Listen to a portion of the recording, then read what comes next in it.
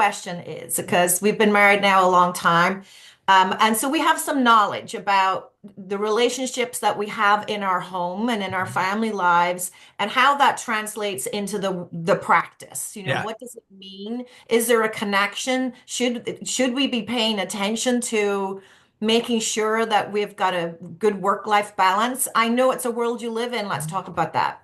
Yeah, I think it's one of the biggest challenges that many people have. In our industry, you typically have a lot of people, not everybody, a lot of people who got married young. I got married at 22. I've known Shannon since I was 5 years old.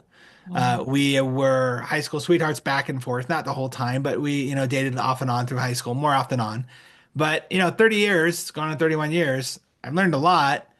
But I also know that a lot of people make their relationships a lot harder than they need to be. They make their relationships more adversarial than they need to be. And they Mm. don't understand the power of your success as a leader, your success in business is 100% dictated on your relationship with your spouse. I don't care if you're the man or the woman, it doesn't matter. When you have a better relationship, you are a better leader because you're not worried about that stuff. And a lot of people think they can compartmentalize.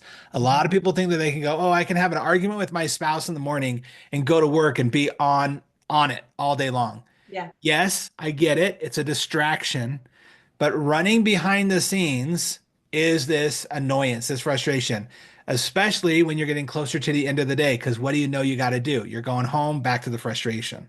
Mhm. And so you're going to make more mistakes. You're going to be a little sharper with people. You're going to be a little less generous with people.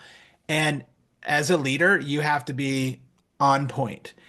And so I really think that a lot of people are missing out on a really good secret to leadership is having a great relationship at home. Mm. When I first got into this industry, Scott Law from Smile Doctors, he's the one who asked me to come into the industry and convinced me to come in. And he said, Dino, no one is talking about this the way that you are. And that's all I was talking about at that time was just relationship with your spouse, relationship with your team members, relationship with yourself.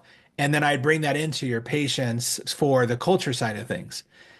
I think it's the secret. And I can tell those people in our industry who they're great leaders and they've got a rockin' marriage. They Mhm. are trying to be great leaders and they've got challenging marriages and frustrations. And there's a difference. There really is.